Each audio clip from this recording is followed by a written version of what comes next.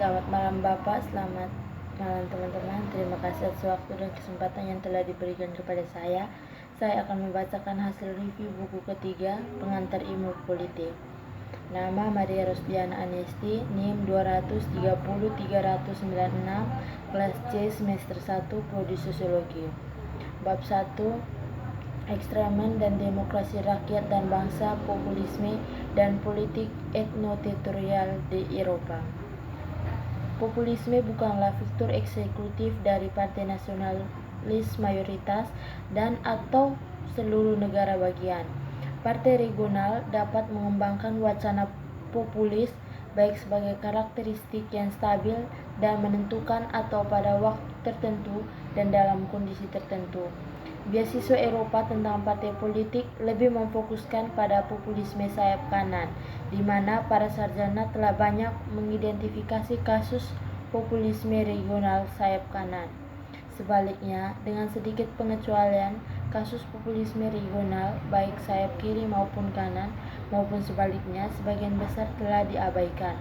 Untuk lebih jelasnya, dalam buku ini tidak mengklaim bahwa populisme adalah fitur yang stabil dan inti dalam plight serta ideologi dan wacana SNP. Memang rujukan kedua partai ini sebagai populis sangat jarang, namun analis longitudinal memungkinkan untuk menunjukkan mengapa dan bagaimana kedua partai Celtic menggabungkan ideologi regional mereka dengan wacana populis dengan cara yang berbeda dalam dua periode. Bukti empiris menunjukkan bahwa kedua belah pihak mengadopsi ideologi populis bukan kiri maupun kanan pada tahun 1920-an. Kami menganalisis bagaimana tuntutan teritorial yang dirumuskan oleh ketiga partai ini tumpang tindih atau tidak dengan bingkai populis. Dalam praktiknya, kami berpendapat bahwa tingkat tumpang tindih akan bergantung pada hubungan kedua pihak dengan kekuasaan di tingkat nasional dan subnegara bagian. Kedua, kepentingan dan prinsip bangsa itu didahulukan dari yang lainnya. Terakhir, bangsa harus merdeka dan berdaulat. Konflik muncul ketika wilayah yang terkait dengan satu negara tidak sesuai dengan batas negara dan dapat menimbulkan nasionalisme subnegara. Ada penerimaan umum dari tesis bahwa partai regional Eropa Barat kontemporer mengembangkan strategi yang bertujuan untuk mempertahankan kepentingan teritorial yang bertentangan dengan otoritas di seluruh negara bagian.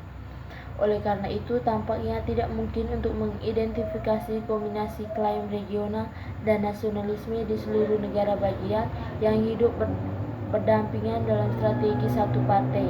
Dengan demikian, strategi partai yang menggabungkan kerangka regional dan nasionalis tampaknya secara inheren bertentangan atau tidak mungkin berhasil. Ini juga mencerminkan spesialisasi beasiswa yang mengembangkan literatur tentang partai sayap kanan dengan studi tentang partai dan gerakan regional. Sampai saat ini, Jerman merupakan salah satu politik di antara negara demokrasi liberal yang maju. Tidak seperti tetangganya, Jerman terbukti relatif tahan terhadap sirene populisme sayap kanan radikal. Keberhasilan alternatif untuk Jerman dalam pemilihan federal tahun 2017 menandai pemecahan yang menentukan dengan masa lalu. Hasilnya mengirimkan gelombang kejutan melalui pembentukan politik Jerman dan di seluruh negeri. Pada tahun 2010, Gerakan Otonomi Silesia memenangkan 3 kursi di Majelis Legislatif Regional dan kemudian berpartisipasi dalam koalisi pemerintahan bersama dengan 2 partai di seluruh negara bagian, Platform Sipil dan Partai Rakyat Polandia. Dalam pelaksanaan regional ini, Ketua RAS Jerzy Gorselik bertanggung jawab atas portofolio kebudayaan dan pendidikan.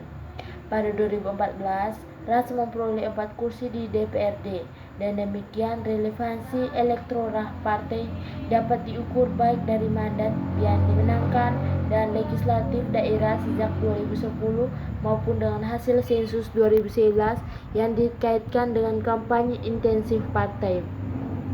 Akhirnya, keterlibatan aktif dari anggota ini, partai telah mengarah pada pembentukan Partai Regional Silesia yang pertama. Pada bab ini, Magdalena Sokah mengajikan analisis tentang cara ras berhasil membangun klaim etno-regionalisnya dalam keadaan tertentu dan strategi mobilisasi yang digunakannya.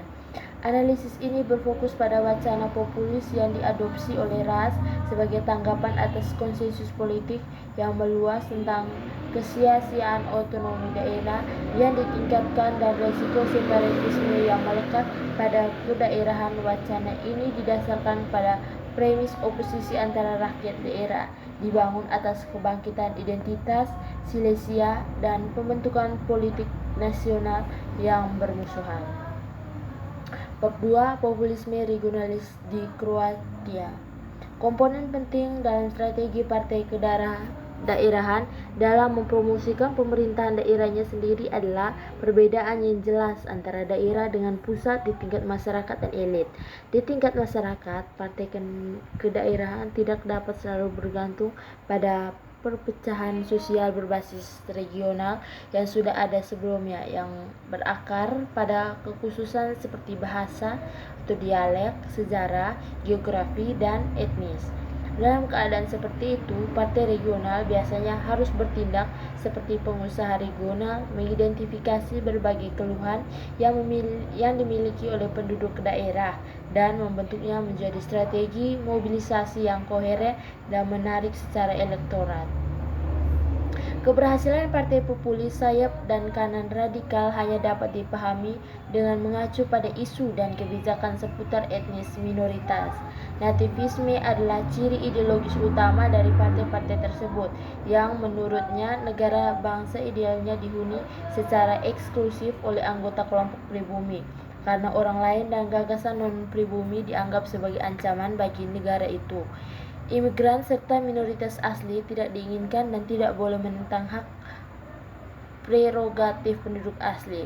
Kebijakan imigrasi dan hak-hak minoritas yang dihasilkan oleh ideologi nativis ini telah terbukti menjadi kunci sukses mobilisasi dan masuknya elektoral partai populis kanan radikal. Literatur telah mengeksposi konsekuensi dari keberhasilan partai-partai ini pada kebijakan imigrasi dan integrasi Hongaria termasuk program pihak lain. Analisis komparatif ini mengacu pada manifesto partai, siaran pers partai, dan debat parlemen serta pidato dari dua pemimpin partai karismatik, Gabone dari Jobbik dan Viktor Orban dari Fidesz, karena para pemimpin ini mendominasi arahan dan citra publik partainya masing-masing pada periode ini. Dalam kasus Jobbik, anggota lain dari pimpinan partai juga perlu dilibatkan karena Fona semakin dikaitkan dengan proses moderasi di dalam partai yang tidak sepenuhnya didukung oleh pimpinan partai. Kosovo dan Makedonia membentuk negara federal baru dengan negara-negara Slavia lainnya di Balkan. Baru-baru ini, Serbia berjuang untuk mencegah beberapa daerahnya mendeklarasikan kemerdekaan.